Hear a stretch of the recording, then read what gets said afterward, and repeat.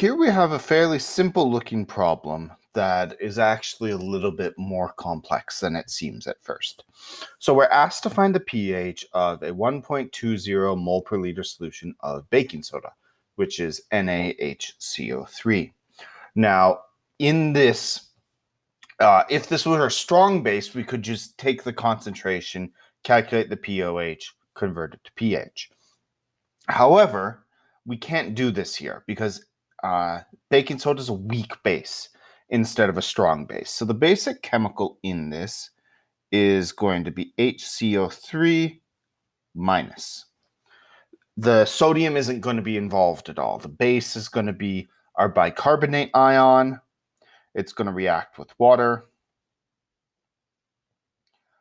And that's going to create H2CO3 and hydroxide ions.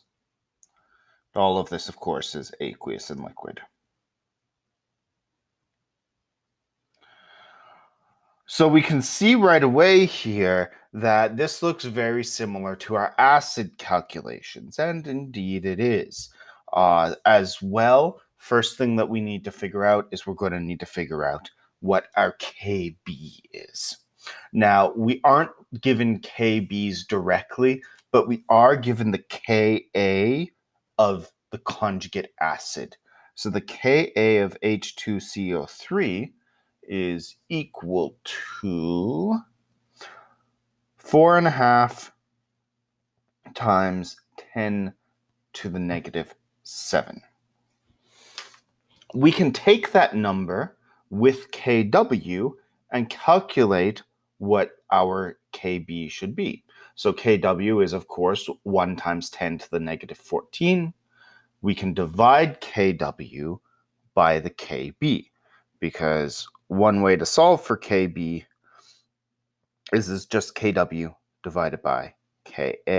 We know the Ka of the conjugate acid, so we can plug those numbers in.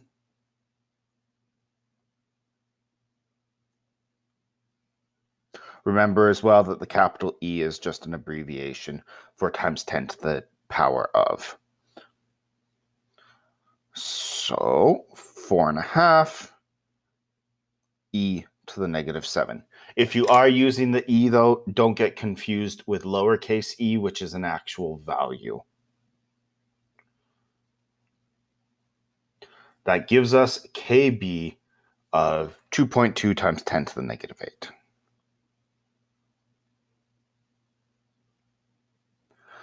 And remember, save all of your significant digits in your calculator. I'm just writing 2.2 here because it's convenient. So we know what our Kb value is. We can also see right away that we started with a concentration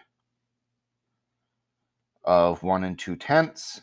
If we divide that by 2.2 times 10 to the negative 8, it is greater than 1,000. So this passes the rule of 1,000s as well. And that's good for us because we know that instead of having to make an ice table, we can simplify our formula for Kb right away. The formula for Kb is normally equal to the concentration of the conjugate acid times the hydroxide ion concentration divided by the base's concentration. However, because this passes the rule of 1,000s, we can simplify this down a little bit. We can change it into Kb is equal to x squared over the concentration. And the reason that we do that is we know that the concentration of the base hasn't significantly changed. The numerical change in it is going to be so tiny that's going to give us the same answer anyhow, so we could take this shortcut and solve for it. We know what the Kb and the concentration are.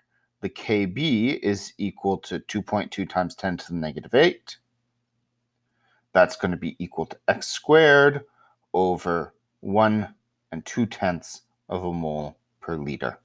That's our concentration of the bicarbonate ions to begin with. We want to solve for x. We can do that by rearranging the formula so that it is going to be the square root of 1.20 moles per liter times 2.2 times 10 to the negative 8. So, and remember, X is going to be equal to the concentration of our hydroxide ions. So the concentration of the hydroxide ions, we're going to take the square root, times it by 1.2, plug in our Kb value. That gives us a concentration of about 1.6 times 10 to the negative 4 moles per liter. Okay. Now, the question's asking us for pH in the end, so we're not done work yet. You can actually go about getting the pH in two different ways. You could take your hydroxide ion concentration and turn it into a hydronium ion concentration, because hydronium ions and hydroxide ions are also related to each other by Kw.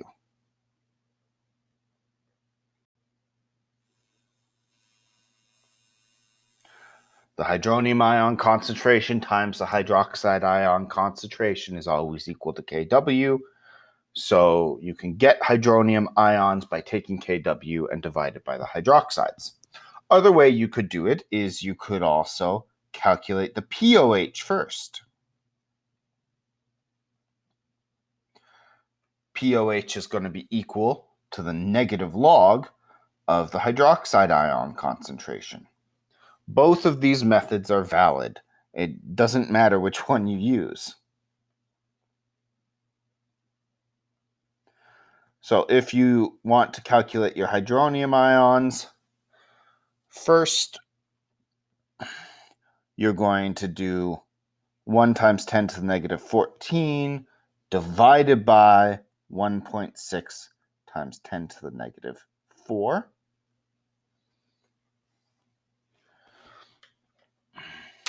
That will give you a hydronium ion concentration of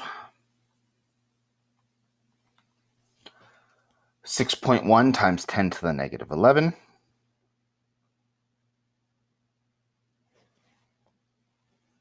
And that is still moles per liter.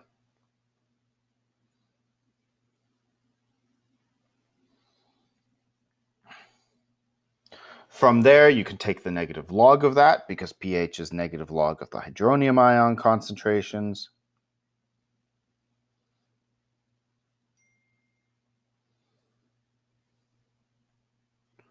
So the negative log of 6.1 times 10 to the negative 11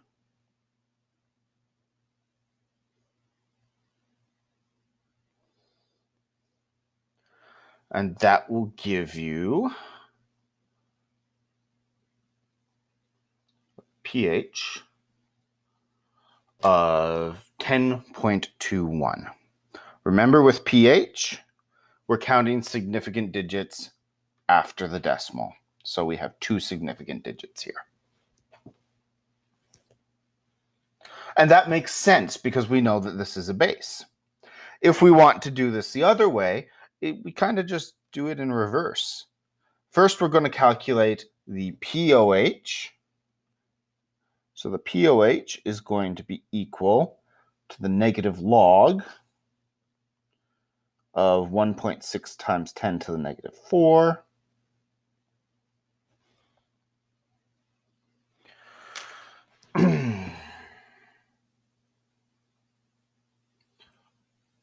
So we plug into our calculator, negative log of 1.6 times 10 to the negative 4, and make sure I use the right number. There you are. That's going to give us a POH, and remember it's a POH, not a pH at this point, of 3.79. Then pH is going to be equal to 14 minus the POH. So 14 minus 3.79, and we can see already we're going to get the exact same answer, 10.21. So it doesn't matter which of those two methods you use. Both of them work. Both of them give you the same answer. Our final answer is the pH of this solution is 10.21. Makes sense because we know that this solution is in fact basic.